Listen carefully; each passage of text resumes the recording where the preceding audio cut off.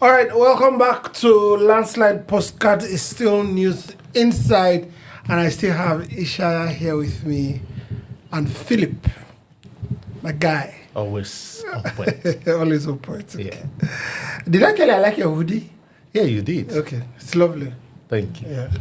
Okay, all right. So now there was a lot of rumors of rampage on the Senate leadership between Akpabio, that's the president of the Senate, and Bamidele, the leader of the House. Senate. Of the Senate, leader of the Senate. And he was talking to, from what we heard allegedly, is that he was speaking to Akpabio, that Akpabio was dictatorial in his leadership style, and they are not kids.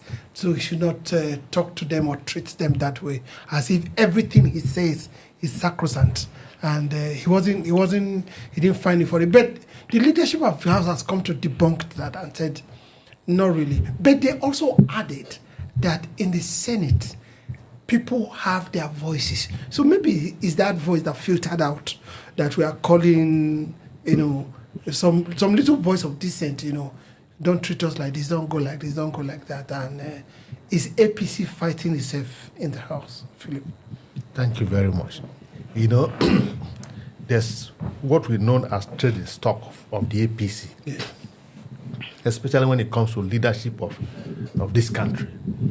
The other day, the vice president of Ibrahim Shetima, went for occasion, and he said that it was a book launch of former Attorney General and Minister of Justice, Adoke Mohammed, that it was the professional advice of Adoke Mohammed and the steadfastness of a Tambo as a Speaker of the House that saves his job as a governor of Borno State. And that they advised President Goodluck Jonathan, then president, that the president had not as much power as to remove even a councillor, not to talk of a governor, that is not within the president's power. What do we get the following few seconds? The presidency responded that the vice president was put out of contest. And the vice president was still alive? Yes, and the video was still in circulation. They didn't allow the vice president to come and say I was quoted out of... As we speak, the vice president had not come to say that he was quoted out of circulation. Out of contest, I mean to say. Then, here we are. Over the weekend, or during the week, there were this alleged rumor that the Senate leader, the person of Senator Akpabio and Bamidele, had issues with the president of the Senate, the person of Goswe Akpabio. His style of leadership. And it was a heated argument that they were almost going to fracas. They almost, raise fists among themselves. You go beat Akpabio. But here we are, the style of the APC. Yeah. The APC has a chaos. Yeah. The leader, the spokesperson of the Senate has come to say that, no, we don't have issues. But we all know there's no smoke without fire. If there were no fire, there would be no smokes. Things like that have never been reported before. Exactly. Why all of a sudden, the spokesperson of the Senate is coming to tell Nigerians that we are together, we are one, we are united. When you are together, people can voice their mind. Really. This is the second year in your office. This is the first time you are coming to tell us that. That means we are not kids. There's something facing. Ishaya, let me come to Ishaya quickly. The APC has a stock in trade.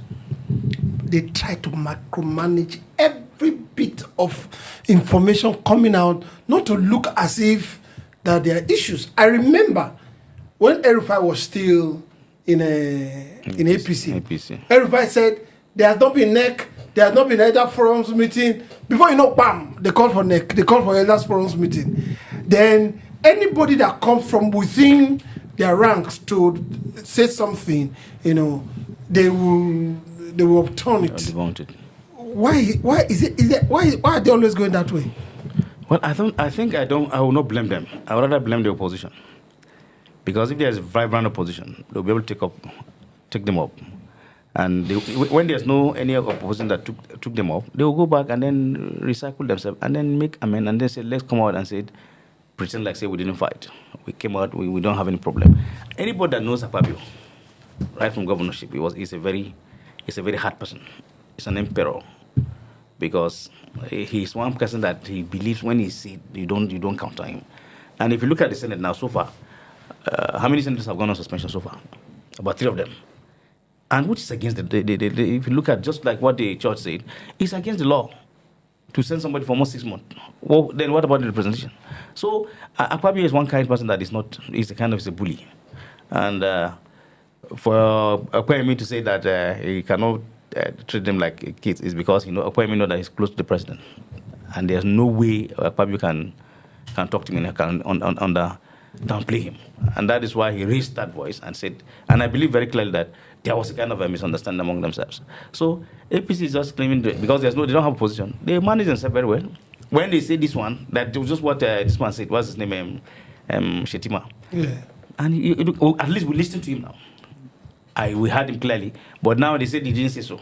They cut out of context. Which context? Shetima himself has his own press call that could have come out to debunk it. And the Shetima is also still alive. That he would have come out to say that. He didn't use this hearing that we hear whether he spoke in outside that we didn't hear him, and then they quote him out of context. Or Kanuri also. Clear English, pure English. And said the president doesn't have the power to remove a councillor. A councillor. And that is why when you listen to Fayoshe, when they asked him about the state of emergency, he said he doesn't support it because he was a victim. When Obasanjo, he said he was a victim. They had to enter boot for almost 8 hours. Drove inside boot to disappear with it. So there's no way he will support that. So it's just unfortunate that APC is trying to gather themselves, even though there are problems there. It's just like you wear a trouser that is already expired. Yeah. Even though you wear it today and use it, when you climb again, you tear again. You would try to manage it at the end. There's no way. But I wish them well. They are in power. They will know how to sort themselves out. But I pray that we'll have a stronger opposition.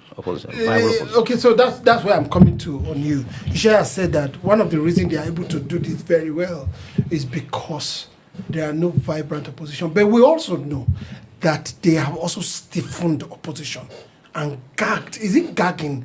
Try to really stiffen the opposition and use instrument of states to try to coerce some of the members of opposition in whatever way. Coercion is coercion. Coercion doesn't have to be by force, physical force. Coercion can be through bribery, through inducement, and all that. Because every day we see people defecting from APC that is running the nation down, from other parties to APC that is running the nation down. Is it that the people are not afraid of their representation, people they are representing, seeing that those people are suffering and going to APC that is running the country down? Dele Fire to me alleges that 2027 election result is prepared already. Quoted Dele Fire to me. The video is everywhere. Now, you have said it. Coercion could take any dimension. What is coercion? The definition is that when somebody is compelled to a person is made to act out of his will. Out of his will, is being compelled. Is somehow whether you use force to do it or you use money to induce him, whatever. But the person is not acting within his conscience or his will. Is being coerced. Now, the governors and other members of the National Assembly that are defecting from their various political parties to APC, they are only doing that because they are being coerced. They believe solely that if they don't go to APC, they've lost their seat, as it were. Yeah. Because they believe in that allegation of Dele Fire to me that the 2027 result has been prepared. So, coming to what my colleague said of the opposition, the opposition appeared to be weak, but sometimes, people stoop to conquer. If the opposition let out their plans at this early stage, because if the APC, who are in government, started campaigning when they were supposed to be busy with governance, as early as last year, they are already campaigning.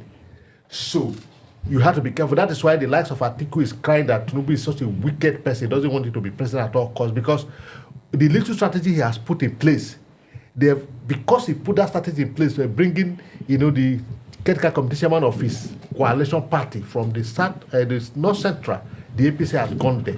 So the opposition had to be more, for me, I wouldn't say they should be more, strategic and more tactical.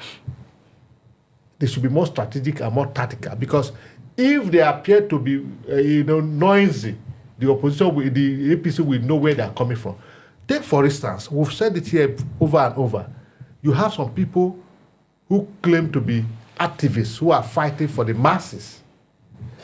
As soon as they were opposition, show their faces, they turn around. Instead of fighting the government in place, they are fighting the arrowhead of the opposition. Take, for instance, Peter Obi as an example.